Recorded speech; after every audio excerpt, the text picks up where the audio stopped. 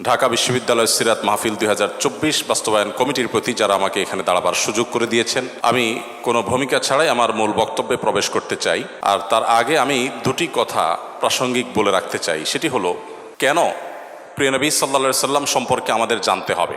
আমি জানি না এখানে মুসলিম ছাড়া অন্য ধর্মাবলম্বী আমাদের কোনো ভাই বা বোন আছেন কি না, কিন্তু মিডিয়ার মাধ্যমে আমার কথা হয়তো বা পরবর্তীতে তারা শুনতে পাবেন। আমি তাদেরকে সহ বলতে চাই, মুসলিম অমুসলিম যে কোনো মানুষ যদি তিনি সত্যি সত্যানুসন্ধানী হয়ে থাকেন, আমার মনে হয় তার জীবনে একবার হলেও মুহাম্মদ সাল্লাল্লাহু সাল্লামের জীবনী পাঠ করে দেখা উচিত। কারণ একজন মানুষ দুনিয়ার আলো দেখার আগেই বাবাকে হারিয়েছেন, পৃথিবীর আলো দেখার পরপরই মাকে হারিয়েছেন। বাবা এবং মা দুজনকে মানুষ যখন একেবারে শৈশবের শুরুতে হারিয়ে ফেলেন, ঠিক এরকম পরিস্থিতিতে একটা শিশুর জীবনের সামনের দিনগুলো কত কঠিন হয় সেটা বলার অপেক্ষা রাখে না। প্রিয় নবী সাল্লাল্লাহু সাল্লামের জীবনে দুঃখ এবং কষ্ট এখানে শেষ হয়নি, বরং শুরু হয়েছে। কৈশোরে যেতে না যেতেই তার সবচেয়ে বড় অবলম্বন, তার সবচেয়ে বড় আশ্রয়দাতা দাদা আব্দুল মুত্তালিবের ছায়াও তিনি হারিয়েছেন। এবং তিনি সামান্য একটু যখন সমাজে মাথা উঁচু করে দাঁড়াচ্ছিলেন, ততক্ষণে তার বহু চ্যালেঞ্জ সামনে চলে এসেছে। আর ঠিক সেই সময়টাতে তাকে ঘর থেকে যিনি সর্বাত্মক সহযোগিতা করছেন, ভেতর থেকে যিনি তাকে অনুপ্রেরণা দিচ্ছিলেন, তার সেই সহধর্মিনী খাদিজা রাদিয়াল্লাহু তাআলা আনহা, আর বাহির থেকে যিনি তাকে আশ্রয় দিচ্ছিলেন, সহযোগিতা করছিলেন, তার একমাত্র অবলম্বন ছিলেন, পায়ের তলের মাটি ছিলেন সেই চাচা আবু তালেব। ঠিক একই সময় আল্লাহ রাব্বুল আলামিন এই দুটি ছায়াকেও তার মাথার উপর থেকে সরিয়ে নিলেন। এরপর শুরু হলো মক্কার চিরচেনা মানুষগুলোর অচেনা আচরণ, তাদের সেই দুঃসহ নির্যাতন, জুলুম, এই সবগুলোকে পাশ কাটিয়ে তিনি আপন মিশনকে বাস্তবায়নের লক্ষ্যে এগিয়ে যেতে লাগলেন। যখন মক্কাতে আর থাকতে পারছিলেন না, আল্লাহর নির্দেশে হিজরত করলেন মদিনায় গিয়ে। সেখানে একটু শান্তিতে বসবাস করবেন সেই সুযোগটাও তাকে দেয়া হয়নি।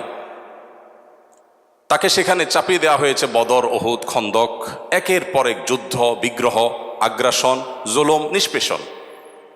একটি একটি করে বাধা পেরিয়ে তিনি মাত্র মদিনায় হিজরতের পর 10 বছরের মধ্যে গোটা পৃথিবীর মোড় পরিবর্তন করে তার মিশনকে সাকসেসের সর্বোচ্চ শিখরে পৌঁছে তারপর দুনিয়া থেকে চলে গেলেন।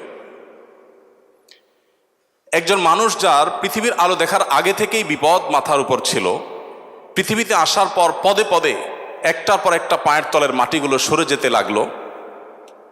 মৃত্যুর আগ মুহূর্ত পর্যন্ত যার বিরুদ্ধে এত ষড়যন্ত্র, এত বাধা, এত বিপত্তি, এত সংকট, এত কিছুর পরও মাত্র 10 বছরে গোটা পৃথিবীর মোড়কে পরিবর্তন করে পৃথিবীর নতুন ইতিহাস রচনা করে যে মহানায়ক চলে গেলেন, যে মহামানব চলে গেলেন, আপনি অন্য ধর্মাবলম্বী মানুষ হলেও আপনি সত্যানুসন্ধানের দৃষ্টির কারণে শুধুমাত্র এই লোকটি সম্পর্কে আপনার জানা প্রয়োজন।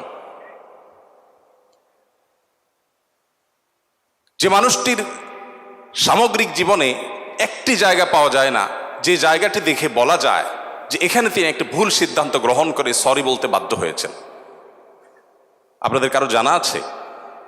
তার জীবনী যারাই লিখেছেন তাদের কেউ কিন্তু এরকম কোনো জায়গা বের করতে পারেননি যে 63 বছরের জীবনে 63 সেকেন্ডের জন্য এমন কোনো সিদ্ধান্ত গ্রহণ করেছেন যার জন্য তাকে প্রায়শ্চিত্ত করতে হয়েছে। কে সে মানুষ? কি ছিল তার জীবনীতে? কিভাবে সম্ভব? আমরা তো আমাদের জীবনকে পরিবর্তন করবার জন্য, আমাদের ফ্যামিলির অর্থনৈতিক অবস্থাকে শুধুমাত্র পরিবর্তন করবার জন্য 30-40 বছরের কেরিয়ার অনেক সময় যথেষ্ট হয় না। সেখানে একজন মানুষ একটি পরিবার নয়, একটি দেশ নয়, একটি পৃথিবীর পরিপূর্ণ মোড়কে পরিবর্তন করে পৃথিবীর পুরো যে টার্নিং পয়েন্ট, সেই টার্নিং পয়েন্ট সৃষ্টি করে জাহান্নামমুখী পৃথিবীকে জান্নাতমুখিতার দিকে যিনি নিয়ে এসেছেন মাত্র 10 বছরের প্রচেষ্টায়, শত সহস্র বাধা সত্ত্বেও সে মানুষটিকে, সে সফল মানুষটিকে এত বাধার পাহাড় ডিঙ্গিয়ে কিভাবে তিনি সাফল্যের চূড়ান্ত শিখরে পৌঁছেছেন তাকে জানা বোধ হয় আমাদের বিবেকের দাবি। তাকে জানা বোধ হয় আমাদের নিজেদের প্রয়োজনে, আমাদের সাফল্যের প্রয়োজনে। আল্লাহ তাআলা আমাদের সবাইকে তাকে বারবার তার জীবনীকে পুনর্পাঠ করার তৌফিক দান করুন। দ্বিতীয়ত যে কথাটি আমি বলতে চাই তা হলো, আপনারা অনেকে হয়তো শুনে থাকবেন, ইসলামী বিশ্ববিদ্যালয় কুষ্টিয়ার সাবেক এক সময়ের প্রফেসর ছিলেন রোড অ্যাক্সিডেন্টে মারা গেছেন, ডক্টর খন্দকার আবদুল্লাহ জাহাঙ্গীর রহমতুল্লাহ আলাই অত্যন্ত চমৎকার একটি উপমা দিয়েছিলেন।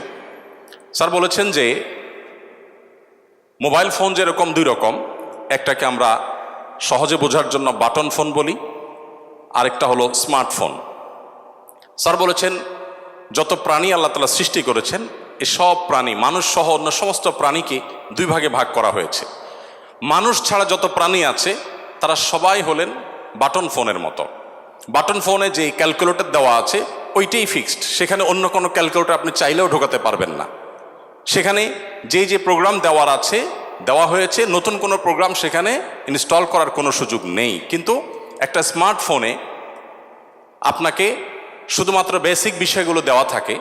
আপনি কোন ক্যালকুলেটরটা নামাবেন সেটা প্লে স্টোরে, অ্যাপ স্টোরে গিয়ে আপনি চয়েস করতে পারেন। আপনি সেখানে কোন ব্রাউজারটা নামাবেন সেটাও আপনি চয়েস করতে পারেন। আপনি সেখানে কোন অ্যাপটা নামাবেন সেটা আপনি চয়েস করতে পারেন। আল্লাহ তাআলা মানুষকে সৃষ্টি করেছেন অনেকটা এই স্মার্টফোনের মতো করে, অর্থাৎ মানুষের ভেতরে তিনি কোনটা ইনস্টল করবেন, ভালো কিছু ইনস্টল করবেন, খারাপ কিছু ইনস্টল করবেন, এই ব্যাপারে আল্লাহ রাব্বুল আলামিন মানুষকে স্বাধীনতা দিয়ে রেখেছেন। আর মানুষ যেহেতু কাউকে না কাউকে অনুসরণ করে এবং তার ভেতরে যদি কিছু না কিছু ইনস্টল করতেই হয়, এই প্রয়োজনে একজন মানুষ মুহাম্মদ সাল্লাল্লাহু আলাইহি সাল্লামকে পাঠ করা, তাকে জানা তার জীবনে গুরুত্বপূর্ণ। কারণ তিনি তার আল্লাহর দেওয়া ব্রেইনে, মেধায়, তার ভেতরে তিনি মুহাম্মদ সাল্লাল্লাহু আলাইহি সাল্লামের আদর্শকে ইনস্টল করবেন কিনা এই সিদ্ধান্তটা নেওয়ার জন্য তাকে জানা প্রয়োজন। সম্মানিত উপস্থিতি, সেই প্রিয়নবী সাল্লাল্লাহু আলাইহি সাল্লামকে জানার জন্য আমি আপনাদেরকে বিনীতভাবে অনুরোধ করতে চাই, গোটা পৃথিবীতে যত মানুষ এখন ইসলামে এসেছেন, কিয়ামত পর্যন্ত হয়তো যত মানুষ ইসলামে আসবেন, তাদের সবার উপর অ্যানালাইসিস করলে তারা কি কারণে ইসলামে এসেছেন, অন্তত বিগত দিনে যারা ইসলামে এসেছেন তাদেরটা যদি অ্যানালাইসিস করা হয় তাহলে দেখা যাবে, আমি অন্তত আমার অভিজ্ঞতার আলোকে বলতে পারি, যত মানুষ ইসলাম গ্রহণ করেছেন, ইসলামে এসেছেন, আমি প্রত্যেককে নতুন মুসলিম হয়েছেন তাদেরকে জিজ্ঞাসা করার চেষ্টা করেছি কোন কারণে আপনি ইসলামে এসেছেন। কারণ আমরা মুসলমানরা তো আমাদের আচার আচরণ, আমাদের কাজ কারবার দিয়ে আপনাদেরকে অভিভূত করে ইসলামের সৌন্দর্য আমাদের কর্মকাণ্ডের মাধ্যমে ফুটিয়ে তুলেছি, এমনটি ঘটার কথা নয়। তাহলে কি কারণে আপনি ইসলামে এসেছেন? যত মানুষ ইসলামে এসেছে তার মধ্যে উল্লেখযোগ্য সংখ্যক ইসলামে এসেছেন কোরআন পাঠ করে, আর অবশিষ্ট যারা ইসলামে এসেছেন তাদের বড় অংশ ইসলামে এসেছেন প্রিয় নবী সাল্লাল্লাহু আলাইহি ওয়াসাল্লামের সিরাত পাঠ করে। বিধায় আমি আপনাদের সবাইকে উদাত্ত আহ্বান রাখতে চাই যে আপনার জীবনে একবার নয়, বারবার করে প্রিয় নবী সাল্লাল্লাহু আলাইহি ওয়াসাল্লামকে জানুন, তার জীবনের শুরু থেকে শেষ পর্যন্ত নির্মোহভাবে পড়ুন। আমি নিশ্চিত করে বলতে পারি যে এটি আপনাকে প্রশান্তির চরম শেখরে পৌঁছে দিবে, আপনার ইমানের মিটারকে অনেক বেশি উপরে তুলে দিবে। আল্লাহ তাআলা আমাদের সবাইকে সেই তৌফিক দান করুন। সম্মানিত উপস্থিতি, প্রিয় নবী সাল্লাল্লাহু আলাইহি সাল্লামের জীবনের বিভিন্ন দিক নিয়ে আপনারা আলোচনা শুনেছেন। আমি খুব সংক্ষেপে প্রিয় নবী সাল্লাল্লাহু আলাইহি সাল্লাম কিভাবে দুর্বলদের আশ্রয় কেন্দ্র ছিলেন সে বিষয়ে কিছু কথা আরজ করতে চাই। প্রিয় নবী সাল্লাল্লাহু আলাইহি সাল্লাম সবসময় দুর্বলদেরকে আগলে রাখার চেষ্টা করতেন, দুর্বলদের পক্ষে কথা বলতেন। আজ 2024-এর যেই সময়টাতে আমরা দাঁড়িয়ে কথা বলছি, আজকের পৃথিবীতে দুর্বলদের পক্ষে কথা বলাটা ফ্যাশনে পরিণত হয়েছে। আপনারা জানেন, দুর্বল মানুষদেরকে নিয়ে কেউ কাজ করলে সমাজে তাকে হিরো মনে করা হয়। আজকের সমাজে দুর্বলদের নিয়ে কাজ করলে তাদেরকে নিয়ে মানুষ অনেক গর্ব করে। এটা গর্বের একটা ব্যাপার যে কেউ দুর্বলদেরকে নিয়ে কাজ করছে।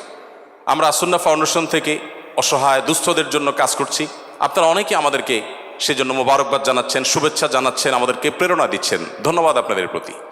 কিন্তু আমি যেটি বলতে চাচ্ছি যে আজ থেকে ঠিক ১৫০০ বছর আগের পৃথিবীতে যদি আমরা ফিরে যাই তাহলে আমরা লক্ষ্য করলে দেখতে পাবো সেই পৃথিবীতে দুর্বলদের পক্ষে কথা বলাটা ফ্যাশন তো দূরের কথা, সবচেয়ে বড় চ্যালেঞ্জের বিষয় ছিল। আজকের এই অনুকূল পৃথিবীতে দাঁড়িয়ে আপনি দাসের অধিকার, আপনি শ্রমিকের অধিকার, আপনি নারীর অধিকার, আপনি অন্য ধর্মাবলম্বী সংখ্যালঘুদের অধিকার নিয়ে কথা বলতে পারেন। এই কথা বলাটা অনেক নিরাপদ, অনেক ফ্লেক্সিবল পরিবেশ আপনি দেখেন। কিন্তু মুহাম্মদ সাল্লাল্লাহু আলাইহি সাল্লাম যখন দুর্বলদের পক্ষে কথা বলেছেন তখন পৃথিবীতে দুর্বলদের পক্ষে কথা বলাটা সহজ কাজ ছিল না, এটা লাইফ রিস্কের ব্যাপার ছিল, কিন্তু সে কাজটা তিনি করেছেন। সম্মানিত উপস্থিতি, প্রিয় নবী সাল্লাল্লাহু আলাইহি সাল্লাম তিনি দুর্বলদের পক্ষে যে কথা বলেছেন সেটা আজ আমরা অনেকে যে দুর্বলদের পক্ষে কথা বলি নানা পার্থিব উদ্দেশ্যে, তার সেই দুর্বলদের পক্ষাবলম্বনটা পার্থিব কোনো উদ্দেশ্যে ছিল না। আমরা অনেকে আজ দুর্বলদের পক্ষে কথা বলি কোনো সংস্থার কোনো প্রজেক্ট পাওয়ার জন্য, আমরা অনেকে দুর্বলদের পক্ষে কথা বলি কোনো প্রজেক্ট পেয়েছি সেই টাকা হালাল করবার জন্য। আমরা অনেকে দুর্বলদের পক্ষে কথা বলি, সোশ্যাল মিডিয়াতে প্রচুর লাইক কমেন্ট পাওয়া যাবে সেজন্য। আমরা অনেকে দুর্বলদের পক্ষে কথা বলি, এর পেছনে আমাদের পার্থিব কোনো স্বার্থ আছে সেই কারণে। মুহাম্মদ সাল্লাল্লাহু আলাইহি সাল্লাম সেই ব্যক্তি ছিলেন যিনি দুর্বলদের পক্ষে কথা বলেছেন প্রচণ্ড প্রতিকূল পরিবেশে। তার সেই কথার বিপরীতে তাকে থ্যাঙ্কস বলার মতো পৃথিবীতে কোনো মানুষ ছিল না তখন। মুহাম্মদ সাল্লাল্লাহু আলাইহি সাল্লাম দুর্বলদের পক্ষে কি বলেছেন এটা নিয়ে ঘন্টাকে ঘন্টা কথা বললেও, কি করেছেন তাদের জন্য ঘন্টাকে ঘন্টা আলোচনা করলেও শেষ হবে না। কিন্তু সময় খুবই সংক্ষিপ্ত, আমি এই জন্য মোটা দাগে মূল কথাগুলোতে চলে যেতে চাই। সর্বপ্রথম যেটি বলতে চাই, প্রিয় নবী সাল্লাল্লাহু আলাইহি সাল্লামের আবু দাউদ, তিরমিজি এবং নাসাই বর্ণিত এক হাদিস থেকে আমরা জানতে পারি, তিনি বলেছেন, তোমরা তোমাদের যে সমস্ত দুর্বল মানুষেরা আছে সে সমস্ত দুর্বল মানুষদের ব্যাপারে আমার কাছে তালাশ করবে, খোঁজ খবর নিবে, তাদের জন্য কোনো কিছুর প্রয়োজন হলে আমাকে বলবে। কেন? কারণ তোমরা জানো যে তোমাদের আল্লাহ তাআলার তরফ থেকে যে রিজিক প্রাপ্ত হও, ফাইন্নামা তুরজাকুন ওয়া তুনসারুনা বিদুআফাইকুম, তোমাদের যারা দুর্বল আছেন সে দুর্বল এবং অসহায় মানুষগুলোর উসিলায়, তাদের কারণে আল্লাহ তাআলা তোমাদেরকে যুদ্ধ বিগ্রহে শত্রুর বিপক্ষে জয় দিয়ে থাকেন, সেগুলো তাদের কারণে দেন। আবার একইভাবে তোমাদের যে রিজিক আল্লাহ তাআলা দিয়ে থাকেন, এই রিজিকটা তোমাদের মধ্যে থাকা যে দুর্বল মানুষগুলো আছে তাদের কারণে আল্লাহ তাআলা দিয়ে থাকেন।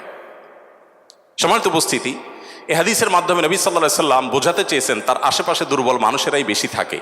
আপনারা জানেন বেলাল, আম্মার, সোহেব, আরও যে সমস্ত সাহাবী ছিলেন, সালমান ফারসি রাদিয়াল্লাহু তাআলা আনহু সহ, এই সমস্ত অসহায় মানুষগুলো একাধারে বহিরাগত, বাহির থেকে আসা। আরবের মানুষরা বাহিরের মানুষদেরকে মানুষ মনে করতে কুণ্ঠাবোধ করে অনেকে, বা বেশিরভাগ। সেই সময়ের বাস্তবতা ছিল অনেকটা সেরকম।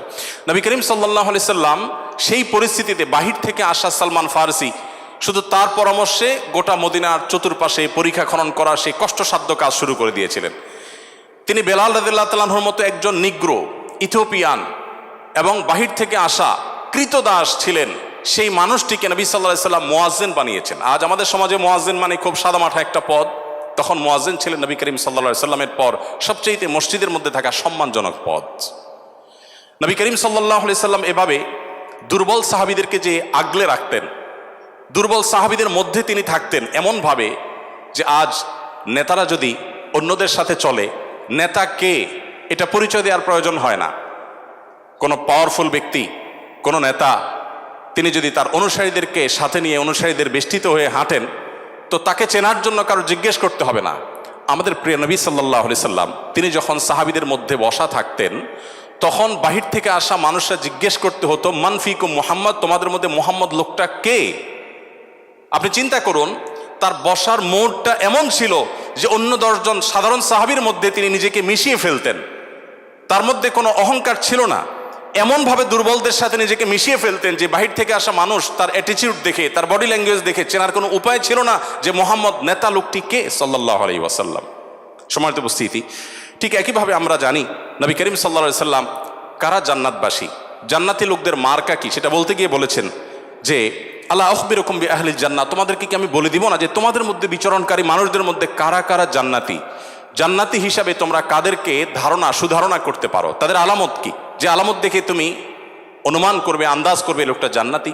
নবী করিম সাল্লাল্লাহু আলাইহি সাল্লামের পর নিজে জবাব দিয়ে বলেছেন, কুল্লু দাঈফিন মুতাদাঈফ, যে সমস্ত মানুষগুলো দুর্বল, বিনয়ী, নিরীহ, এই মানুষগুলো জান্নাতি। অর্থাৎ যদি তাদের ঈমান অন্য সব বিষয়গুলো ঠিকঠাক থাকে, পাশাপাশি তিনি যদি নিরীহ গোছের হন, বিনয়ী হন, বিনম্র হন, তিনি যদি খুব বেশি অহংকারী, অনেক বেশি রূঢ় স্বভাবের না হন, তাহলে এই মানুষগুলো জান্নাতি হওয়ার এটি একটি বড় লক্ষণ। এখানে নবী করিম সাল্লাল্লাহু আলাইহি সাল্লাম দুর্বলতাকে জান্নাতি হওয়ার, নবী সাল্লাল্লাহু আলাইহি সাল্লাম দুর্বলতাকে বা বিনয়কে জান্নাতি হওয়ার লক্ষণ হিসাবে উল্লেখ করেছেন। এখান থেকে বোঝা যায় দুর্বলদের অবস্থান তার কাছে কেমন ছিল। আমরা নবী সাল্লাল্লাহু আলাইহি সাল্লামের যে দুর্বলদের প্রতি তার যে ভালোবাসা, তাদের অধিকার আদায়ের প্রচেষ্টা, তাদেরকে সমাজে তাদের যথাযথ অধিকার ফিরিয়ে দেওয়ার প্রচেষ্টা, সে সম্পর্কে যদি আমরা কয়েকটা উপমা দিতে চাই, আমরা একজন একজন করে বলতে চাই। নারীদের ব্যাপারে বলতে চাই, ইতিমধ্যে ওবায়দুল্লাহ হামজা সাহেব আলোচনা করেছেন নারীদের সম্পর্কে, কিছু কথা হয়তো রিপিট হবে, তারপর আমি সংক্ষেপে শুধুমাত্র টাচ করে যাই। আপনারা জানেন নবী সাল্লাল্লাহু আলাইহি সাল্লাম যে সমাজে এসেছেন, সেই সমাজে নারী হিসেবে জন্মগ্রহণ করাটা এটা একটা অপরাধ ছিল। জীবন্ত কন্যাকে নিজের বাবা নিজে হাতে পুঁতে ফেলতো, শুধুমাত্র কন্যা হওয়ার কারণে। আল্লাহ কোরআনে বলেছেন, ওয়া ইযা বুশিরা আহাদুহুম বিল উনসা যাল্লা ওয়াজহুহু মুসওয়াদ্দান ওয়া হুয়া কাযীম। কারোর কন্যা সন্তান হয়েছে এই সংবাদটা তাকে দেয়া হলে তার মুখটা কালো হয়ে যেত। এরকম ভয়ঙ্কর এক বাস্তবতার মধ্যে নবী সাল্লাল্লাহু আলাইহি ওয়াসাল্লাম এসেছেন। আমি আবারও বলছি, আজকের সমাজে নারী অধিকার নিয়ে কথা বলা এটা অনেক সহজ। নারী অধিকার নিয়ে কথা বলা মানুষগুলোর জন্মেরও বহু বছর আগে প্রিয় নবী সাল্লাল্লাহু আলাইহি ওয়াসাল্লাম শুধু নারী অধিকার নিয়ে কথা বলেন নাই, জীবন্ত কবরস্থ করা হতো যেখানে কন্যা সন্তানকে, সেই জায়গা থেকে তুলে নারীকে সবচেয়ে সম্মানের সর্বোচ্চ আসনে বসিয়ে তারপর তিনি দুনিয়া থেকে গেছেন। প্রিয় নবী সাল্লাল্লাহু আলাইহি ওয়াসাল্লাম নারীদের জন্য কি করেছেন? কোরআনে আল্লাহ তাআলা বলেছেন, ওয়াশিরুহুন্না বিল মারুফ, হে পুরুষেরা তোমরা তোমাদের স্ত্রীদের সাথে যথাযথভাবে সুন্দরতম উপায়ে তাদের সাথে বসবাস করো, তোমাদের জীবনাতিপাত করো, সংসার করো ভালোভাবে, খারাপভাবে তাদের সাথে তোমরা সংসার করবে না, সতর্ক করেছেন। কোরআনে কারিমে একটি সূরা আছে, আপনারা জানেন, সূরার নাম হলো সূরাতুন নিসা, অর্থাৎ নারীগণের সূরা। কোরআনে কিন্তু পুরুষগণের সূরা নামে কোনো সূরা নেই, সূরাতুর রিজাল নামে কোনো সূরা নেই, কিন্তু সূরাতুন নিসা নামে সূরা আছে, এবং সেটা ছোটখাটো 2-4-5 আয়াতের সূরা না, কোরআনের সবচেয়ে বড় সূরাগুলোর একটি। এবং কোরআনে শুধুমাত্র নারীদের বিধিবিধান বর্ণনা করবার জন্য সূরা তাহরিম, সূরা তালাক, অনেকগুলো সূরা আল্লাহ তাআলা নাজিল করেছেন স্পেশাল নারীদের বিধিবিধান বর্ণনা করবার জন্য। পুরুষদের জন্য আলাদা কোনো স্পেশাল বিধিবিধান, তাদের অধিকার, তাদের করণীয়, তাদের বিষয়গুলোকে আলোকপাত করবার জন্য কোনো আলাদা স্পেশাল কোনো সূরা নেই। আপনারা জানেন কোরআনে আল্লাহ রাব্বুল আলামিন নারীদের সম্পর্কে যত আলোচনা করেছেন, শুধু সেগুলোই ঘন্টায় ঘন্টা আলোচনা করলে শেষ করা যাবে না। প্রিয় নবী সাল্লাল্লাহু আলাইহি সাল্লাম তার, আপনারা জানেন, একাধিক স্ত্রী ছিলেন। একাধিক স্ত্রী থাকলে দাম্পত্য জীবনে টুকটাক মনোমালিন্য হয়, তার ক্ষেত্রেও হয়েছে। তিনি কখনো কোনো নারীর গায়ে আঘাত করেননি, কোনো নারীকে কখনো প্রহার করেননি, তার জীবনে একটি বারের জন্য সে ঘটনা ঘটেনি। আপনারা অনেকে হয়তো শুনে থাকবেন, উহুদের যুদ্ধে প্রিয় নবী সাল্লাল্লাহু আলাইহি সাল্লামের তরবারি একজন সাহাবীকে দেয়া হয়েছে। তিনি দূর থেকে লক্ষ্য করলেন একজন নারী খুব বীভৎস একটি দৃশ্যের অবতারণা করেছেন, তার নাম ছিল হিন্দা, আপনারা জানেন। তিনি নবী করিম সাল্লাল্লাহু আলাইহি সাল্লামের প্রিয় চাচার লাশ কেটে কলিজা বের করে চাবাচ্ছেন। এরকম নির্মম এবং পাশবিক অত্যন্ত ভয়ঙ্কর একটি চিত্র ওই সাহাবী দেখতে পেয়ে নবী সাল্লাল্লাহু আলাইহি সাল্লামের তরবারি তার হাতে, তিনি দৌড়ে দূর থেকে আফসা আফসা দেখছেন, কাছাকাছি গেলেন। কাছাকাছি গিয়ে দেখতে পেলেন, দূর থেকে তিনি বুঝতে পারেন না যে ইনি ভদ্রলোক না ভদ্র মহিলা। খুব কাছে এসে দেখলেন যে তিনি একজন নারী। তিনি তখন বলেছেন পরবর্তীতে যে আমি তরবারিটা তুলেছিলাম যে তার শিরকে আমি তার ধড় থেকে, দেহ থেকে আলাদা করে দিব, কিন্তু তৎক্ষণাৎ আমার মনে হলো এই তরবারিটা তো সেই মানুষটার যে মানুষ কোনোদিন কোনো নারীর গায়ে আঘাত করেন নাই। আমি যত কঠিন দৃশ্যই দেখি না কেন, আমি নবী সাল্লাল্লাহু আলাইহি সাল্লামের তরবারি দিয়ে কোনো নারীকে আঘাত করতে পারি না। তিনি সেই অবস্থাতে এরকম ভয়ঙ্কর একটি দৃশ্য দেখার পরও নবী করিম সাল্লাল্লাহু আলাইহি সাল্লামের জীবন চরিত্রের মধ্যে তিনি নারীদেরকে যেভাবে সম্মান দিতেন, মর্যাদা দিতেন, শুধুমাত্র সেই বিষয়টিকে স্মরণ করে তরবারিকে খাপে ঢুকিয়ে তিনি সেখান থেকে ফিরে এলেন। প্রিয় নবী সাল্লাল্লাহু আলাইহি ওয়াসাল্লাম তিনি যুদ্ধের ময়দানে কয়েক শ্রেণী মানুষকে কোনোভাবেই যেন হত্যা না করা হয় তার জন্য আগে থেকে বলে রেখেছেন, এবং যুদ্ধের আগে যোদ্ধাদেরকে, মুজাহিদদেরকে বলে রাখতেন, খবরদার রণাঙ্গনে শত্রুপক্ষের অন্য সব মানুষকে আঘাত করলো, নারীদেরকে আঘাত করবে না। আপনারা এই জন্য সাহাবীদের মধ্যে পুরুষ সাহাবীদের শহীদ হওয়ার অনেক লম্বা ফিরিস্তি বা লিস্ট আপনারা দেখতে পান, মহিলা সাহাবীদের লিস্ট খুব বেশি একটা দেখা যায় না। যদিও পুরুষদের আল্লাহর জন্য জীবন উৎসর্গ করার এই পথের সর্বপ্রথম পথ নির্দেশ করেছেন যিনি, অবাক করা বিষয় হলো তিনি একজন নারী, সুমাইয়া রাদিয়াল্লাহু তাআলা আনহা। প্রিয় ভাইয়েরা আমার, নবী করিম সাল্লাল্লাহু আলাইহি সাল্লাম তার জীবনের একেবারে শেষের দিকের বক্তব্যগুলোর, ভাষণগুলোর একটি ছিল ইস্তাউসু বিন নিসাই খায়রা, তোমরা নারীদের ব্যাপারে আমার কাছ থেকে ভালো ওসিয়ত গ্রহণ করো। অর্থাৎ আমি তোমাদেরকে ওসিয়ত করছি, আমি জীবনের শেষ মুহূর্তে, অন্তিম মুহূর্তে তোমাদেরকে উপদেশ দিচ্ছি, নারীদের বেলায়, মহিলাদের ব্যাপারে তোমরা ভালো আচরণ করবে, এটি আমার কাছ থেকে শুনে রাখো। নবী করিম সাল্লাল্লাহু আলাইহি ওয়াসাল্লাম তিনি তিনটি জিনিসকে খুব বেশি ভালোবাসতেন, তিনটি জিনিস তার কাছে খুব বেশি প্রিয় ছিল। আপনারা অনেকে হাদিসটি জানেন। তার একটি ছিল সুগন্ধি, তিনি পারফিউম, আতর খুব পছন্দ করতেন। আরেকটি ছিল সালাত, নামাজ, এটি তার চক্ষু শীতলতার কারণ ছিল, তার অনেক ভালো লাগতো নামাজ আদায় করতে। আরেকটি ছিল নারী। এখানে নারী প্রিয়র অর্থ হলো বাবা এবং মায়ের মধ্যে নবী সাল্লাল্লাহু আলাইহি সাল্লাম বাবার চাইতে মাকে বেশি প্রায়োরিটি দিতেন। সন্তানের মধ্যে ছেলে এবং মেয়ের মধ্যে মেয়েকে বেশি ভালোবাসতেন, এত বেশি ভালোবাসতেন যে প্রিয় নবী সাল্লাল্লাহু আলাইহি সাল্লামকে আল্লাহ তাআলা ছেলে সন্তান দিয়েছেন, তাদের সবাইকে শৈশবে মৃত্যু দিয়েছেন, তার একমাত্র 4টি কন্যা সন্তানকে বাঁচিয়ে রেখেছেন। দিন শেষে তিনি কন্যাদের বাবা হয়ে বেঁচেছিলেন, ছেলেদের বাবা হয়ে বেঁচে ছিলেন না।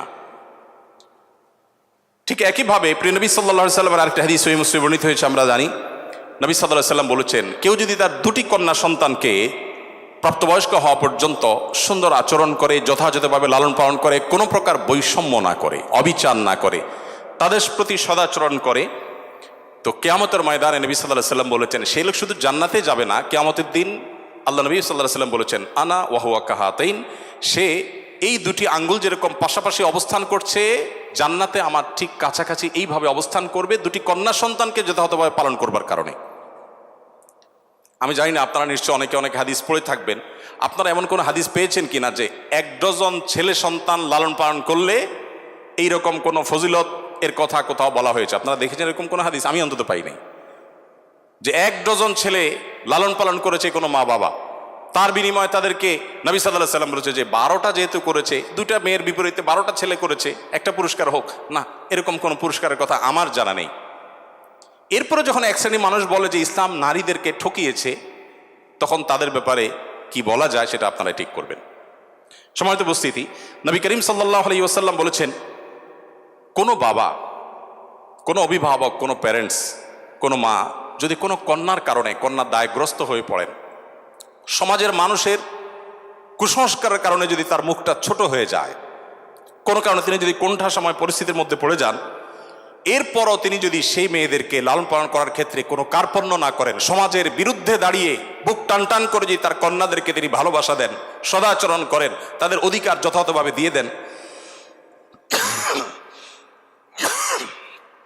দুঃখিত, তাহলে সেক্ষেত্রে নবী সাল্লাল্লাহু আলাইহি সাল্লাম বলেছেন এই কন্যাদের প্রতি সদাচরণ করবার কারণে জাহান্নাম থেকে মুক্তির কারণ হবে কিয়ামতের ময়দানে ওই ব্যক্তির জন্য। এটি নবী সাল্লাল্লাহু আলাইহি সাল্লামের আরো বহু হাদিস আছে, আমি আর সেদিকে যাব না, শুধুমাত্র একটি হাদিস বলে শেষ করব। সেটা হলো, আপনারা জানেন নবী করিম সাল্লাল্লাহু আলাইহি সাল্লামকে জিজ্ঞাসা করা হলো, ইয়া রাসূলুল্লাহ মান আহাক্কুন নাসি বিহুসনি সুহবাতি, আমার সবচেয়ে ভালো আচরণ পাওয়ার অধিকারটা কার?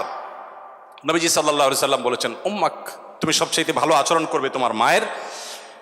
এরপর জিজ্ঞাসা করা হলো, হে আল্লাহর রাসূল তারপর? আপনারা জানেন হাদিসটি খুবই প্রসিদ্ধ হাদিস, তিনি বলেছেন তারপর তোমার মায়ের। জিজ্ঞাসা করা হলো তারপর, এরপরে বললেন তারপরও তোমার মায়ের।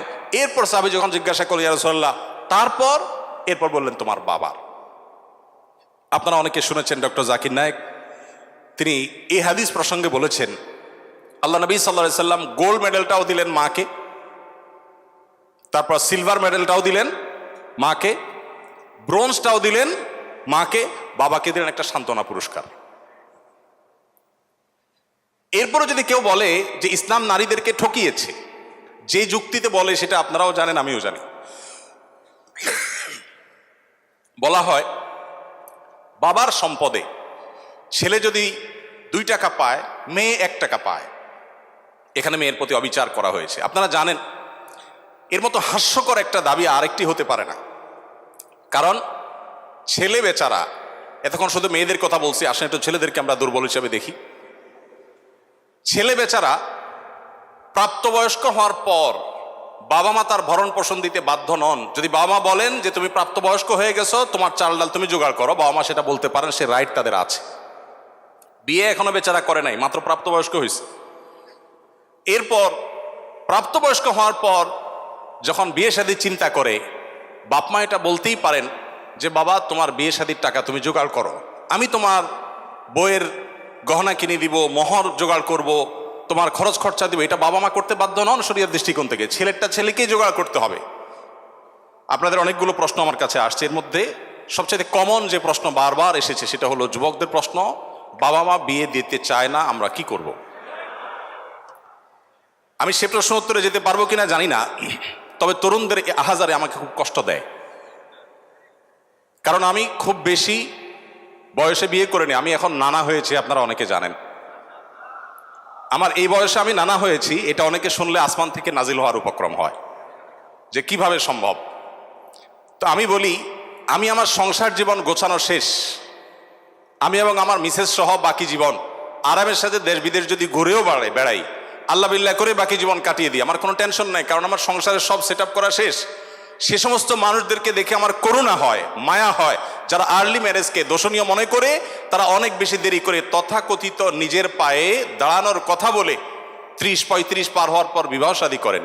এই মানুষগুলো তাদের ছেলে মেয়ে হইতে হইতে, প্রথম তো আবার ছেলে মেয়ে নেওয়া যাবে না, একটা লম্বা সময় এনজয় করতে হবে, 40-এর পর হয়ে যায় ছেলে মেয়ে হতে হতে। এরপর এই ছেলে পড়ালেখা করে গ্রাজুয়েশন করতে করতে 55-60 চুই হয়ে যায়, ততক্ষণে সংসারের ঘানি টানতে থাকে। আল্লাহ না করুন ছেলেটা যদি অমানুষ হয়, এই বেচারা বৃদ্ধ বয়সে আর যাওয়ার কোনো উপায় নাই। আবার সন্তান তো একটা বা দুইটা বেশি নেওয়া যাবে না, তাহলে তার দুঃখের কোনো শেষ আছে? আর আমার সব কিছু কমপ্লিট। এখন ছেলে মেয়ে যদি বেশি বেতাল হয়, বেলাইন হয়, সোজা কানটা মলে দিয়ে দরজা দেখা দিতে কোনো অসুবিধা নাই, কারণ আমার সেকেন্ড থার্ড ফোর্থ অপশন আছে, অনেকগুলো সন্তান আছে। আর দ্বিতীয়ত আমার বয়সে এখনো অনেকখানি বাকি আছে। যাই হোক, আমি সেদিকে যাচ্ছি না। আমি যেটা বলছিলাম সেটা হলো ছেলেদের, এই বেচারাদের যে অসহায়ত্ব, এটার কথা কেউ বলে না। দেখেন, আমিও নারীদের ওয়াজি করে গেলাম, ছেলেদের অসহায়ত্বের কথা একটু বলি। এই বেচারারা যতদিন বাবার সংসারে থাকবে, তোমার ঘানে তুমি টানো, বাবা মা বাধ্য না। মেয়েকে কিন্তু এটা বাবা বা মা বলতে পারেন না। এরপর যখন বিয়ে হবে, বিয়ের সময় ওই যে ছেলেরা চিরকুট নিয়ে আসে, হুজুর একটু বলে দেন আমার আব্বা এখানে আছে। আমি পল্টনে একটা হোটেলের উদ্বোধনী দিনে আমার এক বন্ধু মানুষ সেখানে গেছিলাম, এক ছেলে তার বাবাকে ধরে আমার কাছে নিয়ে আসছে, এসে বলছে হুজুর আপনার অনেক ওয়াজ শুনছি, আজকে আমার বাপরে হাতের কাছে পাইছি, আমাকে বিয়ে দেন, আমি বহু বলছি, আজকে আপনি হাতে নাতে বলেন। আমি নিজের লজ্জা লাল হয়ে গেলাম যে ছেলে কি বেহায়ার মতো কথা। যাই হোক, তো এই বেচারারা বিয়ে করতে যাবে, বাপ বলে যে কি করো তুমি, বিয়ে করবে মানে টাকা কামাই করো। মেয়েদের বিয়ের সময় কি বাবা মা এটা বলে তুমি কয় টাকা কামাই করছো তোমার বিয়ে দিব? বলার সুযোগই নাই, রাইটই নাই। এরপরে বিয়েটা যখন হয়ে যায়, এই বেচারা এতদিন নিজের পেট পালা লাগতো, এখন বউয়ের পেট পালো, ছেলে মেয়ের পেট পালো, অর্থাৎ তাদের রিজিকের ব্যবস্থা করো, তাদের উপার্জনের দায় দায়িত্ব তার। নিজের বাবা মা যদি বৃদ্ধ হয়ে যান, অসহায় হয়ে যান, তাদের দায়িত্ব তার। বাপের বাড়ি যাওয়ার সময় বাজারটা তার করতে হয়, শ্বশুর বাড়ি যাওয়ার সময় মিষ্টির প্যাকেটটার টাকাও তাকে দিতে হয়। শতভাগ খরচ ছেলের, শতভাগ খরচ কার? ছেলের। আর বাপের সম্পদে পাবে হলো 2 টাকা, 2 আনা, আর মেয়ে পাবে 1 টাকা। তার অন্যের খরচ তো দূরের কথা, নিজের খরচই তার উপরে বর্তায় না। ইসলাম কি তাকে কম দিয়েছে না বেশি দিয়েছে? একজনকে 2 টাকা দিয়ে বাজারে পাঠিয়ে বিরাট বড় ফর্দ দেখাই দিয়েছেন, এতগুলো সব তোমাকে আনতে হবে। আরেকজনকে 1 টাকা দিয়ে বললেন যে তুমি শুধুমাত্র এই টাকা দিয়া যা খুশি তা করতে পারো। তাহলে এই 1 টাকা যাকে দেওয়া হয়েছে তার অধিকার কি কম দেওয়া হয়েছে না বেশি দেওয়া হয়েছে? আল্লাহর সাথে পাল্লা দিলে গোল্লা যাওয়া ছাড়া কোনো উপায় থাকে না। যারা নিজের বিবেক দিয়ে আল্লাহ সুবহানাহু ওয়া তাআলার বিচারকে, বিশ্লেষণকে বিচার করতে চায়, তারা আল্লাহর উপরে ওই যে খোদার উপরে খোদাগিরি বলে যে সে মূর্খতা ছাড়ার কিছুই করছে না। আমি শ্রদ্ধা রেখে তাদের প্রতি এটা বলতে বাধ্য হলাম। যাই হোক, আমি যেটা বলছিলাম যে নবী সাল্লাল্লাহু আলাইহি ওয়াসাল্লাম মেয়েদের সম্পর্কে এত কথা বলেছেন। দেখুন যে মা হিসাবে মেয়েদের মর্যাদা এত বেশি। ইমাম মালিক রহমতুল্লাহ আলাইহি একটি চমৎকার কথা বলেছেন। তিনি বলেছেন যে আল আম্বিয়াউ আবুল বানাত। আপনারা অবাক হবেন, যত নবী রাসূল পৃথিবীতে এসেছেন বেশিরভাগ নবী রাসূলদেরকে আল্লাহ তাআলা ছেলে সন্তান না দিয়ে মেয়ে সন্তান দিয়েছে। যাই হোক, মেয়েদের ব্যাপারে কথা বেশি হয়ে যাচ্ছে, এক পেশে হয়ে যাচ্ছে, আমরা একটু অন্য কোনো অপশনে চলে যাই। এরপরে যেটি বলতে চাই তা হলো বিধবা এবং ইয়েতিমদের ব্যাপারে। দেখুন, ইয়েতিম বিধবার ব্যাপারে নবী করিম সাল্লাল্লাহু আলাইহি ওয়াসাল্লাম বলেছেন, বুখারীতে হাদিসটি বর্ণিত হয়েছে, আস-সাইলাল আরমালাতি ওয়াল মাসাকিন কাল মুজাহিদি ফি সাবিলিল্লাহ আও কাল্লাযী ইয়াকুমুল লাইলা ওয়া ইয়াসুমুন নাহার। যে ব্যক্তি কোনো বিধবার ব্যয়ভারের দায়িত্ব গ্রহণ করবে, যে ব্যক্তি কোনো ইয়েতিমের লালন পালনের দায়িত্ব গ্রহণ করবে, অভিভাবকত্বের দায়িত্ব গ্রহণ করবে, নবী সাল্লাল্লাহু আলাইহি ওয়াসাল্লাম বলেছেন এই ব্যক্তি আল্লাহর রাস্তায় রণাঙ্গনে জিহাদরত ব্যক্তি আল্লাহর কাছে যে মর্যাদা লাভ করবে, নিজের জায়গায় বসে থেকে অসহায় বিধবার দায়িত্ব, বিধবা ভাতা দিয়ে তার দায়িত্ব গ্রহণ করলে এই ব্যক্তিকে আল্লাহ তাআলা সেই মর্যাদা দান করবেন। আপনি এরকম কোনো হাদিস দেখাতে পারবেন না যে একটা লোক বেচারার বউ মরে গেছে, মনমরা থাকে, যদি কোনো ভদ্র মহিলা তার আশ্রয় দেওয়ার জন্য তিনি অনুপযুক্ত হওয়া সত্ত্বেও নিজেকে পেশ করেন, উপস্থাপন করেন, আর তার আশ্রয় হয়ে যান, তাহলে নবী সাল্লাল্লাহু আলাইহি ওয়াসাল্লাম বলেছেন তার এই পুরস্কার আছে। নিশ্চয়ই ভালো কাজের সওয়াব আছে, কিন্তু আলাদা পার্টিকুলার কোনো সওয়াবের কথা নবী সাল্লাল্লাহু আলাইহি ওয়াসাল্লাম বলেন নাই, কিন্তু একজন বিধবার ব্যাপারে কিন্তু সেই কথা বলা হয়েছে। ইয়েতিমের ব্যাপারে নবী সাল্লাল্লাহু আলাইহি ওয়াসাল্লাম বলেছেন, আনা ওয়া কাফিলুল ইয়াতীমি কাহাতাইন, আমি এবং ইয়েতিমের অভিভাবক, যিনি ইয়েতিমের দায়িত্ব নেন, এই দুইজন এই দুটি আঙ্গুলের মতো পাশাপাশি জান্নাতে অবস্থান করবো। আপনারা অনেকে বলতে পারেন যে জান্নাতে এই লোক নবীর কাছে থাকবে, এর আগে শুনলাম দুইটা কন্যা লালন পালন করলে সেও নবী সাল্লাল্লাহু আলাইহি ওয়াসাল্লামের কাছে থাকবে, তো নবী সাল্লাল্লাহু আলাইহি ওয়াসাল্লামের কাছে কতজন থাকবে? আসলে দুনিয়াতে আমরা একজনের সাথে আরেকজন হাঁটতে পারি, আখিরাতকে আমরা দুনিয়ার মতো কম্পেয়ার করি বা বিবেচনা করি, আখিরাতের বিষয়টা সম্পূর্ণ ভিন্ন। নবী সাল্লাল্লাহু আলাইহি ওয়াসাল্লামের জান্নাত এটা তো দুনিয়ার কোনো প্রাসাদের মতো হবে না, বিশাল বড় জগৎ নিয়ে হবে।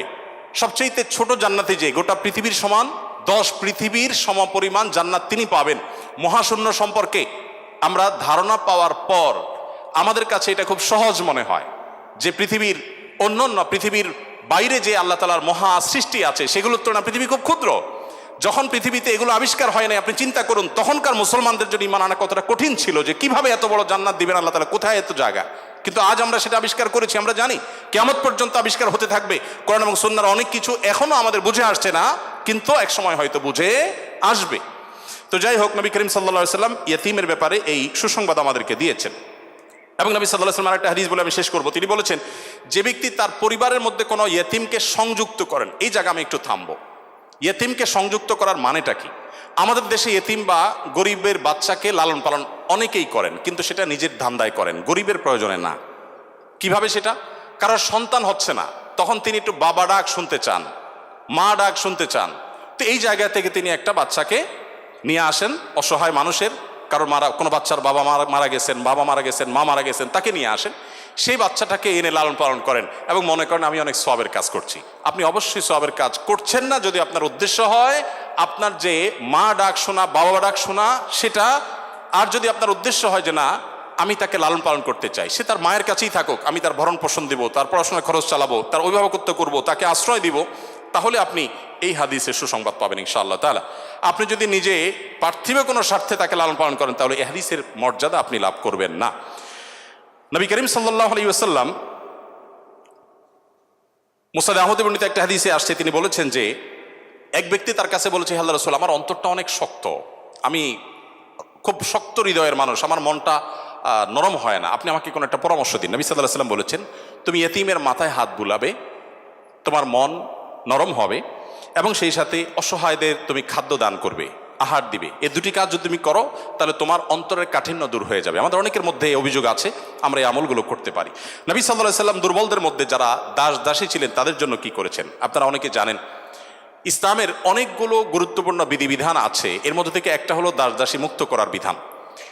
যদি কোনো পুরুষ, কোনো স্বামী যদি তার স্ত্রীকে মায়ের সাথে তুলনা করেন,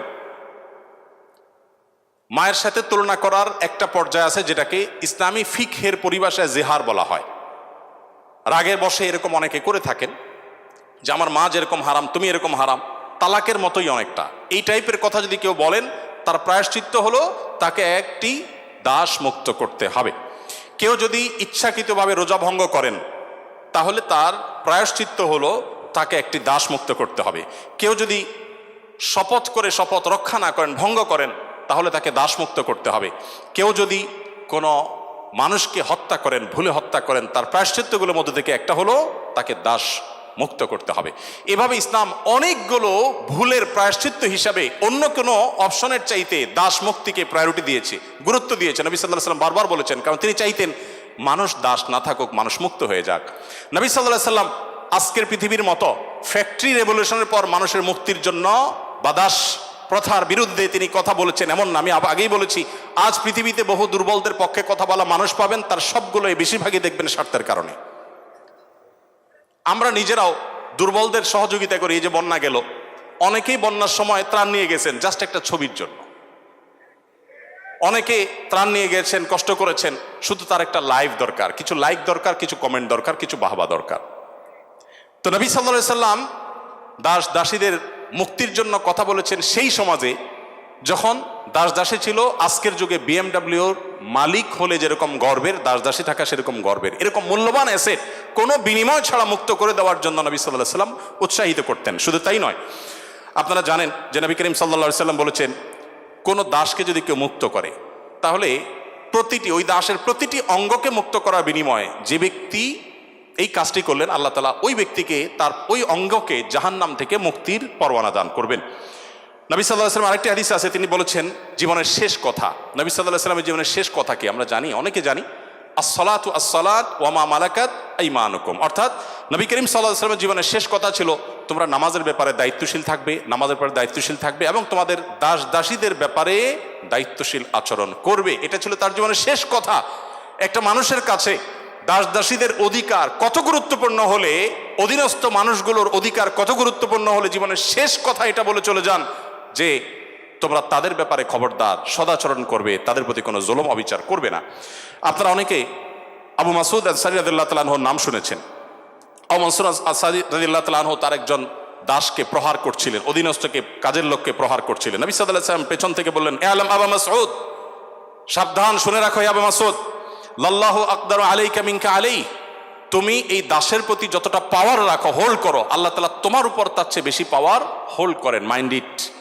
এই কথা শোনার পর আবু মাসউদ আনসারী রাদিয়াল্লাহু তাআলা আনহু সেই দাসকে মুক্ত করলেন। বলে, ইয়া রাসূলুল্লাহ, আমি তাকে মুক্ত করে দিলেন। তখন নবী সাল্লাল্লাহু আলাইহি ওয়াসাল্লাম বলেছেন, যদি তুমি আজ তাকে মুক্ত না করতে, জাহান্নাম তোমাকে স্পর্শ করতো। আব্দুল্লাহ ইবনে ওমর রাদিয়াল্লাহু তাআলা আনহু বলেছেন, আমি নবী করিম সাল্লাল্লাহু আলাইহি ওয়াসাল্লামকে বলতে শুনেছি, যে ব্যক্তি কোনো দাসের প্রতি জুলুম করবে, তাকে অন্যায়ভাবে প্রহার করবে, তার কাজের লোককে, অধীনস্থ লোককে, তার প্রায়শ্চিত্ত হলো সে অধীনস্থ লোকটাকে সে মুক্ত করে দিতে হবে, দাস মুক্ত করে দিতে হবে, যেটা সহজ কোনো ব্যাপার ছিল না তখন। বুখারীর একটি বিশ্ববিখ্যাত হাদিস, স্বর্ণের অক্ষরে যেটা টানিয়ে রাখা দরকার আমাদের বাসা বাড়িতে। নবী সাল্লাল্লাহু আলাইহি ওয়াসাল্লাম বলেছেন, ইখওয়ানুকুম খাওয়ালুকুম, তোমাদের ভাই ব্রাদার যারা, তারাই তোমাদের অধীনস্থ কাজের মানুষ। এই মানুষগুলো সম্পর্কে নবী সাল্লাল্লাহু আলাইহি ওয়াসাল্লাম বলেছেন, জাআলাহুমুল্লাহু তাহতা আইদিকুম, তাদেরকে আল্লাহ তাআলা তোমাদের অধীনস্থ করে দিয়েছেন। এর মধ্যে ইঙ্গিত রয়েছে আল্লাহ চাইলে তোমাকে তার অধীনে করে দিতে পারতেন। অতএব ফামান কানা আখুহু তাহতা ইয়াদি, যে ব্যক্তি তার ভাই তার অধীনে থাকবে, অর্থাৎ কোনো দাস, কোনো দাসী অথবা যে কোনো কাজের মানুষ, এই হাদিসে দাস দাসী কথা বলা হয়নি, যে কোনো কাজের লোক, অধীনস্থ মানুষ যদি কারোর অধীনে থাকে, ফালইউতইমহু মিম্মা ইয়াকুল, তাহলে সে যা খায় একই কোয়ালিটির খাবার যেন তাকে অফার করে, এবং সে যা পোশাক পরে একই কোয়ালিটির পোশাক যেন তাকে পরায়। একটু থামতে চাই এখানে। আপনি একটু কল্পনা করুন, এমন একজন মানুষের, যিনি অনেক পয়সার মালিক, অনেক বড় পদ হোল্ড করেন, তিনি তার ড্রাইভার, তার জন্য যখন পোশাক কিনছিলেন, একই সময় তার নিজের পোশাকও কিনছিলেন। একই পোশাক যেটা তার জন্য কিনেছেন, সেম পোশাক ড্রাইভারের সাইজ অনুযায়ী, একই কোয়ালিটির, একই কালারের, একই জিনিস ড্রাইভারের জন্য কিনেছেন। এই দৃশ্যটা কি কল্পনা করা যায়? আজকের বাস্তবতা এটা কি খুব সহজ বিষয় মনে হয়? আমরা তো অনেকে অধীনস্থ মানুষদের পাশে বসে খাবো এটাকেই দোষী বিষয় মনে করি। আমরা কি নিজেদেরকে সভ্য মানে দাবি করি? আজকের পৃথিবীর মানুষের সভ্যতা যেখানে গিয়ে ঠেকবে, নবী সাল্লাল্লাহু আলাইহি ওয়াসাল্লাম তিনি এবং তার সাহাবা একরাম পৃথিবীকে যেই জায়গায় রেখে গেছেন সভ্যতার, সেখানে পর্যন্ত আজকের পৃথিবী সভ্যতার সর্বোচ্চ শিখরে গিয়ে পৌঁছতে পারবে না। নবী করিম সাল্লাল্লাহু আলাইহি ওয়াসাল্লাম, তিনি, তাকে একবার জিজ্ঞাসা করা হলো যে, হে আল্লাহ রাসূল, আমাদের যে কাজের লোক আছে, খাদেম আছে, এই লোকগুলোর যত ভুল করে কয়বার মাফ করা যায় আপনি একটু বলেন? মানে এটা সীমা আছে তো, কতবার মাফ করা যায়? নবী করিম সাল্লাল্লাহু আলাইহি ওয়াসাল্লাম চুপ থাকলেন। লোকটা আবার একই কথা বললেন, নবী সাল্লাল্লাহু আলাইহি ওয়াসাল্লাম চুপ থাকলেন। তিনি আবার যখন বললেন, নবী করিম সাল্লাল্লাহু আলাইহি ওয়াসাল্লাম বলেছেন, দিনে 70 বার মাফ করবা। কতবার? এর মানে হলো তুমি নিজেকে নিয়ন্ত্রণহীন করবে না। এই বিষয়ে অবশ্য ওয়াজ করা অনেক সহজ, আমল করা অনেক কঠিন। আল্লাহ তাআলা আমাদেরকে আমলের তৌফিক দান করুন। এভাবে নবী করিম সাল্লাল্লাহু আলাইহি ওয়াসাল্লাম দুর্বলদের পক্ষে, দুর্বলদের অধিকার আদায়ের জন্য অনেক কথা বলেছেন। সেই সময় যখন দুর্বলদের পক্ষে কথা বলা আজকের মতো ফ্যাশনের বিষয় ছিল না। আজ যারা অধিকারের কথা বলে, তাদের জন্মেরও হাজারো বছর আগে প্রিয় নবী সাল্লাল্লাহু আলাইহি ওয়াসাল্লাম এই মানুষগুলোর অধিকার আদায় করে উন্নতির চরম শিখরে রেখে গেছেন। পৃথিবী আবার তাদেরকে অবনমন করেছে। আজ সেজন্য আমাদেরকে কথা বলতে হচ্ছে। সম্মানিত উপস্থিতি, নবী করিম সাল্লাল্লাহু আলাইহি ওয়াসাল্লাম তিনি অন্য ধর্মাবলম্বীদের অধিকার নিয়ে যত কথা বলেছেন, অনেক লম্বা কথা বলতে হবে, আমার হাতে একেবারে সময় নেই। আমি শুধু এটুকু বলবো, আল্লাহ তাআলা কোরআনে কারিমে বলেছেন, লা ইয়ানহাকুমুল্লাহু আনিল্লাযীনা লাম ইউকাতিলুকুম ফিদ-দীন ওয়া লাম ইখরিজুকুম মিন দিয়ারিকুম আন তাবাররুহুম ওয়া তুকসিতু ইলাইহিম ইন্নাল্লাহা ইউহিব্বুল মুকসিতিন। যে সমস্ত অন্য ধর্মাবলম্বীরা তোমাদেরকে তোমাদের দেশ থেকে বের করে দেয়নি, তোমাদের উপর কোনো যুদ্ধ চাপিয়ে দেয়নি, অর্থাৎ শান্তিপূর্ণ সহাবস্থান করছে, তাদের প্রতি সদাচরণ করতে তোমাদের আল্লাহ তোমাদেরকে নিষিদ্ধ করেনি না, বরং আল্লাহ তাআলা সদাচরণকারী, ন্যায়নিষ্ঠ আচরণকারীকে ভালোবাসেন। তার মানে সংখ্যালঘুদের প্রতি, অন্য ধর্মাবলম্বীদের প্রতি কোনো মুসলিম যদি সদাচরণ করে, এই লোক আল্লাহর ভালোবাসা পাবে। বাংলাদেশে মানুষ ধর্মপ্রাণ, এদেশে ওলামা একরাম দায়িত্বশীল। এই জন্য আমি প্রায় বলি, আমাদের আশেপাশে অন্য যে কোনো দেশের সংখ্যালঘুদের চাইতে আমাদের দেশের সংখ্যালঘুরা আলহামদুলিল্লাহ অনেক ভালো আছে, সেজন্য আমরা অনেক হ্যাপি এবং সুখী। আমরা চাই তারা আরো ভালো থাকুক। আমাদের আশেপাশে বিভিন্ন দেশে বহু ধর্মীয় দাঙ্গা হয়েছে, শত শত মানুষ মারা গেছে। বাংলাদেশের আজও পর্যন্ত কখনোই ধর্মীয় দাঙ্গায় শত শত মানুষ তো দূরের কথা, ডজন ডজন মানুষ মারা গেছে এমন কোনো ঘটনা কখনো শোনা। সংখ্যালঘুদের নির্যাতনের যে সমস্ত বিচ্ছিন্ন ঘটনা ঘটে, এটা আমরাও জানি, আমাদের সংখ্যালঘু ভাই বোনেরাও জানেন। এটা দিন শেষে রাজনৈতিক ফায়দা হাসিলের নীল নকশা ছাড়া আর কিছুই নয়। বাংলাদেশের সবচেয়ে বড় ধর্মীয় শিক্ষা প্রতিষ্ঠান হাটহাজারী মাদ্রাসার ঠিক কোল ঘেঁষে একটা মন্দির, আমি সেই মাদ্রাসার ছাত্র। এত প্রাচীন এই মন্দির এবং মাদ্রাসাও প্রাচীন, শতবর্ষী মাদ্রাসা এবং প্রাচীন মন্দির। কেউ বলতে পারবে না যে মাদ্রাসার হাজার হাজার ছাত্রের কেউ কোনোদিন একটা ঢিল সেই মন্দিরে নিক্ষেপ করেছেন অথবা মন্দির থেকে পাল্টা এরকম কিছু হয়েছে, কেউ বলতে পারবে না। বাংলাদেশের মানুষের সাম্প্রদায়িক সম্প্রীতির যে উদ্যম দৃষ্টান্ত, পৃথিবীর অনেক উন্নত দেশেও সে দৃষ্টান্ত নাই। এটা আমরা কোত্থেকে পেয়েছি? ইসলাম থেকে পেয়েছি। আমাদের সংখ্যালঘু ভাই বোনদের প্রতি সদাচরণ করতে আমাদের ইসলাম বলে, ভালো মুসলিম হওয়ার প্রয়োজনে আমাদের এটা করতে হচ্ছে। অথবা আমরা যত বেশি ভালো মুসলিম হতে পারবো, আমাদের সংখ্যালঘু ভাই বোনরাও তত নিরাপদে থাকবেন। নবী সাল্লাল্লাহু আলাইহি ওয়াসাল্লাম বলেছেন, যেই ব্যক্তি কোনো অমুসলিম, যিনি মুসলিম ভূখণ্ডে বসবাস করার পারমিশন নিয়ে আসছেন, ধরুন বাইরে থেকে ভিসা নিয়ে এসছেন, অনুমোদিত তার বসবাসটা, এরকম কোনো অন্য ধর্মাবলম্বীকে যদি কোনো মুসলমান হত্যা করে, এই মুসলমান এই হত্যার কারণে জান্নাত তো দূরের কথা, জান্নাতের গ্রাণও সে পাবে না। মানুষটা কিন্তু অন্য ধর্মাবলম্বী। নবী সাল্লাল্লাহু আলাইহি ওয়াসাল্লাম একটা ইহুদির লাশ নিয়ে যাওয়া হচ্ছিল, তিনি সম্মান প্রদর্শন করলেন। সাহাবীরা বললেন, ইয়া রাসূলুল্লাহ, ইহুদির লাশ আপনি সম্মান প্রদর্শন করছেন? নবী সাল্লাল্লাহু আলাইহি ওয়াসাল্লাম বলেছেন, আলাইসাত নাফসা, সে কি মানুষ না? লোকটা ইহুদি হতে পারে কিন্তু তিনি মানুষ না। আব্দুল্লাহ ইবনে ওমর রাদিয়াল্লাহু তাআলার বাসায় ছাগল জবে হয়েছে, তিনি বাহির থেকে এসে জিজ্ঞাসা করলেন, আহাদাইতুম লিজারনাল ইয়াহুদি, আমাদের ইহুদি প্রতিবেশী বাসায় গোশত পাঠিয়েছো? বাসার লোকজন বলল, না তো। তখন তিনি বললেন, আল্লাহ রাসূল সাল্লাল্লাহু আলাইহি ওয়াসাল্লাম প্রতিবেশীর অধিকার নিয়ে এত কথা বলেছেন যে নিজের সম্পদে তাদের হিস্সা আল্লাহ তাআলা নির্ধারণ করে দেওয়ার উপক্রম হয়েছিল, আর তোমরা কেন প্রতিবেশী বাসায় খাবার পাঠাওনি? আমাদেরকে আরো ডেভেলপ করতে হবে। আমাদের আশেপাশে কোনো হিন্দু বসবাস করেন, আপনার পাশে ফ্ল্যাটে, পাশের বাড়িতে, আপনি কয়দিন তার বাসায় খাবার পাঠিয়েছেন, গিফট পাঠিয়েছেন? অথচ ইসলাম কিন্তু সেই নির্দেশ আমাদেরকে করে। যাই হোক, নবী করিম সাল্লাল্লাহু আলাইহি ওয়াসাল্লাম চতুষ্পদ জন্তু, পশু পাখির প্রতি তার যে দয়া ছিল, তারা দুর্বল, তারা অসহায়, তাদের পক্ষে নবী সাল্লাল্লাহু আলাইহি ওয়াসাল্লামের যে অবস্থান ছিল, একবার আপনারা জানেন বিখ্যাত হাদিস, নবী সাল্লাল্লাহু আলাইহি ওয়াসাল্লাম বলেছেন যে অনেক আগের একটি ঘটনা, এক লোক তিনি যাচ্ছিলেন কোথাও পানি পান করার জন্য, কোন একটা কুয়াতে তিনি নেমেছেন, উঠে দেখতে পেলেন একটি কুকুর পিপাসায় সেরকম অসফস করছে। তখন তিনি তার পোশাক খুলে পানিতে চুবিয়ে, সে পানির চিবিয়ে ওই কুকুরকে খাওয়ালেন। এই হাদিসটি দুই রকম আছে, একজন পুরুষের ক্ষেত্রে আছে, তিনি তার পায়ের মোজা খুলেছেন, একজন নারীর কথা আছে, তিনি তার ওড়না খুলে এই কাজটি করেছেন। ওই নারী ব্যভিচারিণী হওয়া সত্ত্বেও আল্লাহ তাআলা একটি প্রাণীর প্রতি এই ভালোবাসা, এই সম্প্রীতি দেখাবার জন্য তাকে মাফ এবং নাজাত দিয়ে দিয়েছেন। নবী সাল্লাল্লাহু আলাইহি ওয়াসাল্লাম বলেছেন যে এর বিপরীতে একজন নারী, আপনারা সেটাও শুনেছেন অনেকে, যে একটি ইবাদত গুজার একজন নারী একটি বিড়ালকে বেঁধে রেখেছিলেন এবং সে বিড়ালকে বেঁধে রাখতে রাখতে এক পর্যায়ে না খেয়ে বিড়ালটি মারা গেছে, তাকে খাদ্য দেননি।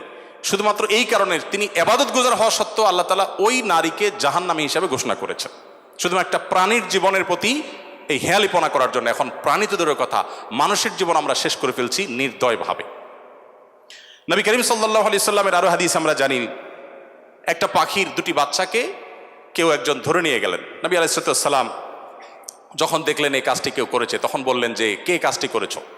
তখন নবী করিম সাল্লাল্লাহু আলাইহি ওয়াসাল্লাম তাকে ডেকে বললেন, যাও, এই যে পাখি, মা পাখিটা সে ছটপট করছে আমি দেখতে পাচ্ছি, এই বাচ্চাগুলোকে সেখানে রেখে আসো, এটা তোমার জন্য জায়েজ নাই, মা পাখির বাচ্চাগুলোকে তুমি ছিনিয়ে আনবে জাস্ট তোমার বিনোদনের জন্য। তখন নবী করিম সাল্লাল্লাহু আলাইহি সাল্লাম ওই নির্দেশ সাহাবীকে করেছেন এবং ভৎসনা করেছেন এই কাজটি করবার জন্য। এর বিপরীতে আরেকটা ঘটনা আমরা জানি, এর পাশাপাশি আরেকটা ঘটনা আমরা জানি, নবী সাল্লাল্লাহু আলাইহি সাল্লাম এক ব্যক্তিকে দেখলেন তিনি পিপিলিকার উপদ্রব থেকে বাঁচার জন্য আগুন দিয়ে পোড়াচ্ছেন। তিনি বলেছেন, খবরদার, লা ইউআযযিবু বিন-নার ইল্লা রাব্বুন নার, আগুন দিয়ে পুড়িয়ে নির্মমভাবে তুমি এটাকে হত্যা করতে পারো না। যদি হত্যা করতেই হয় তাহলে তুমি এমনি পিষে মেরে ফেলো, অন্য কোনোভাবে মেরে ফেলো, নির্মমভাবে তুমি মারতে পারো না। আমাদের অনেকে দেখবেন যে ওই যে এক ধরনের আঠা পাওয়া যায় ইঁদুর মারার, সে আঠা দিয়ে ইঁদুর মারার চেষ্টা করেন, নির্মমভাবে মৃত্যু, হত্যা করা বা নিধন করা, এটা জায়েজ নাই। সে আপনাকে উপদ্রব করে, আপনি হত্যা করতে পারেন, কিন্তু নির্মমভাবে হত্যা করবার বা হত্যাকে আপনি এনজয় করবেন, এই অধিকার আপনাকে ইসলাম দেয়নি। নবী করিম সাল্লাল্লাহু আলাইহি ওয়াসাল্লাম তার সাহাবী আব্দুল্লাহ ইবনে সাঈদ ইবনে জুবায়ের বলেছেন যে সাহাবী আব্দুল্লাহ ইবনে ওমর রাদিয়াল্লাহু তাআলা আনহু একবার যাচ্ছিলেন, দেখলেন যে কুরাইশের কিছু যুবক কিছু পাখিকে বেঁধে রেখে তীর নিক্ষেপ করছিলেন হাত সই করার জন্য, এবং ওই পাখিগুলার যে মালিক তাকে বলেছেন যেটা লাগবে না মিস হবে, ওই তীরটা তোমার, বিনিময়ে তুমি তীর পেয়ে যাবে, আর লাগলে তো পাখি মারা যাবে। এটা জাস্ট মজা করছিল তারা।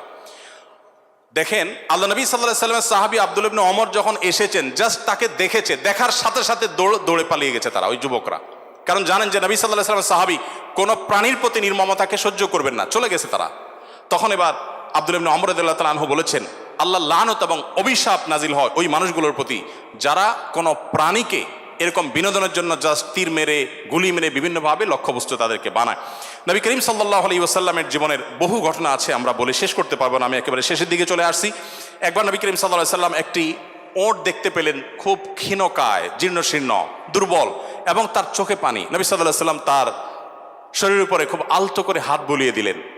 তখন সেই ওটের আচরণ দেখে বর্ণনাকারী সাহাবী বলছেন মনে হচ্ছিল সে অনেকটা প্রশান্তি অনুভব করেছে। তখন তিনি ওটের মালিককে ডেকে বললেন যে এই ওটকে তুমি কেন ভালো করে খাবার দাবার দাও না, তারপর তার ব্যাপারে তুমি আল্লাহকে কেন ভয় করো? নবী সাল্লাল্লাহু আলাইহি ওয়াসাল্লাম তাকে সতর্ক করলেন। ঠিক একইভাবে নবী সাল্লাল্লাহু আলাইহি ওয়াসাল্লাম ঐতিহাসিক একটি হাদিস সহিহ মুসলিম বর্ণিত, যে তিনি বলেছেন ইন্নাল্লাহা কাতাবাল ইহসানা আলা কুল্লি শাই ফাইদা কাতালতুম ফাহসিনুল কিতলাহ ওয়া ইযা যাবাহতুম ফাহসিনুজ যিবহা।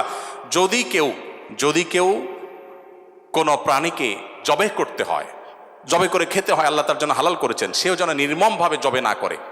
এই জন্য ছুরি যেন ভালো করে ধার দিয়ে নেয়, যাতে করে পশুর প্রতি নির্মমতা করতে করতে ধীরে ধীরে তাকে যেন হত্যা করতে না হয়।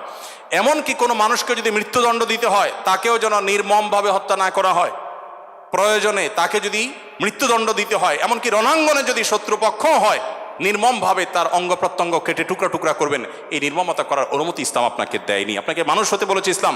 নবী সাল্লাল্লাহু আলাইহি ওয়াসাল্লাম এক ব্যক্তিকে দেখলেন যে তিনি তার কোনো একটা পশু জবাই করার জন্য শুয়ে তারপরে সেই পশু ছুরি ধার দিচ্ছেন। একদিক থেকে শুয়েছেন, হয়তো পাও দিয়ে ফাড়া দিয়ে ধরে রেখেছেন, আর অপর দিক থেকে হাত দিয়ে তিনি ছুরি ধার দিচ্ছিলেন। নবী সাল্লাল্লাহু আলাইহি ওয়াসাল্লাম বলেছেন যে আতুরিদু আন তুমিতাহা মাউতা, তুমি কি চাও এই প্রাণীটাকে কয়েকবার হত্যা করতে? কেন তুমি আগে ছুরি ধার দিয়ে আনো নাই? নবী করিম সাল্লাল্লাহু আলাইহি ওয়াসাল্লাম একটি গাধার পাশ দিয়ে যাচ্ছিলেন, দেখতে পেলেন যে গাধাটার উপরে কেউ ছেক দিয়েছে, কোনো লোহাটো হাতে দাগ দিয়ে ছেক দিয়েছে, ক্ষত বিক্ষত হয়েছে। নবী সাল্লাল্লাহু আলাইহি ওয়াসাল্লাম বলেছেন লাআনাল্লাহুল্লাযী ওয়াসামা, যে ব্যক্তি গাধাটাকে ছেক দিয়েছে, আল্লাহর লানত, আল্লাহর রহমত থেকে সে বঞ্চিত হয়ে অভিশাপ তার উপরে নাজিল হবে। নবী করিম সাল্লাল্লাহু আলাইহি ওয়াসাল্লাম এক ব্যক্তিকে দেখলেন যে তিনি বলছেন, হে আল্লাহর রাসূল, আমি যখন ছাগল জবে করি তখন আমি যাতে অপ্রয়োজনে কষ্ট দিতে না হয়, নির্মমতা করতে না হয়, সেদিকটা খেয়াল করে। নবী সাল্লাল্লাহু আলাইহি ওয়াসাল্লাম বলেছেন রাহিমাকুল্লাহ, তুমি যদি ছাগলের প্রতি দয়া পরবশ হও, আল্লাহ তাআলা তোমার প্রতি দয়া পরবশ হবেন। ভাইরা আমার, এমনকি তৃণলতা গাছপালা এগুলো প্রয়োজন ছাড়া যদি কেউ কাটে, নবী সাল্লাল্লাহু আলাইহি ওয়াসাল্লাম বলেছেন ওই ব্যক্তির মাথায় আল্লাহ তাআলা জাহান্নামের আগুন নিক্ষেপ করেন। প্রয়োজন ছাড়া যদি বৃক্ষ নিধন করে কেউ, আমি যদি সারাদিন সারারাত বলি, হয়তো নবী সাল্লাল্লাহু আলাইহি ওয়াসাল্লাম দুর্বলদের অধিকার আদায়ের জন্য কি করেছেন, শুধু কথা বলেননি, কি করেছেন সেগুলো বলে হয়তো শেষ করা যাবে না। আমাদের সময় অনেক আগেই শেষ হয়ে গেছে। আমি শুধুমাত্র শেষের দিকে আসছি এবং বলতে চাই, আজকে যে জায়গায় আমি দাঁড়িয়ে কথা বলছি, এই বিশ্ববিদ্যালয় সহ বহু বিশ্ববিদ্যালয়, বিশেষ করে পাবলিক বিশ্ববিদ্যালয়গুলো, যেগুলো মেধাবীদের, দেশের সবচেয়ে বড় ভালো মেধাবীদের সবচেয়ে বড় বিচরণ ক্ষেত্র, এই জায়গা থেকে আমাদের আনন্দের অনেক ইতিহাস যেমন রচিত হয়েছে, দুই একটি দুঃখের এবং বেদনার ঘটনাও এখানে ঘটত। তার মধ্যে থেকে একটি হলো র্যাগিংয়ের ঘটনা। নতুন একজন শিক্ষার্থী, যেখানে পুরাতন শিক্ষার্থী বা বড় ভাইদের কাছে, সিনিয়রদের কাছে স্নেহ ভালোবাসা পাওয়ার কথা, র্যাগিংয়ের নামে তাকে অপমানিত করা, অপদস্থ করা, তাকে হ্যারাসমেন্ট করা, তাকে অপমান অপদস্থ করে পশুর মতো বুনো আনন্দে মেতে ওঠা, এটা আমাদের দেশের অনেক শিক্ষা প্রতিষ্ঠানের একটি অঘোষিত কালচারে পরিণত হয়েছিল। আমরা আশা করব এই পশুত্ব, এই নির্মমতা, এটা আমাদের দেশে আর কোনো শিক্ষা প্রতিষ্ঠানে কোনোদিন ফিরে আসবে না। আমরা সবাই যদি দায়িত্বশীল হই, আমরা সবাই যদি মানুষ হই, ভালো মুসলমান হতে হলে ভালো মানুষ আমাদেরকে হতে হবে। আমরা যদি ভালো মানুষ হই, তাহলে আমাদের দ্বারা এরকম ঘটনা কখনো ঘটতে পারে না। একজন মানুষের কষ্ট কারোর আনন্দের কারণ হতে পারে না।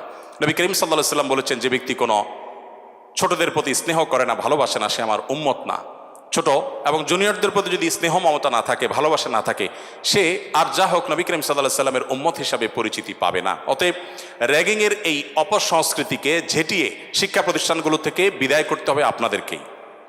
সবাই রাজি আছেন তো ইনশাআল্লাহ? আল্লাহ তাআলা আমাদের সবাইকে সেই তৌফিক দান করুন।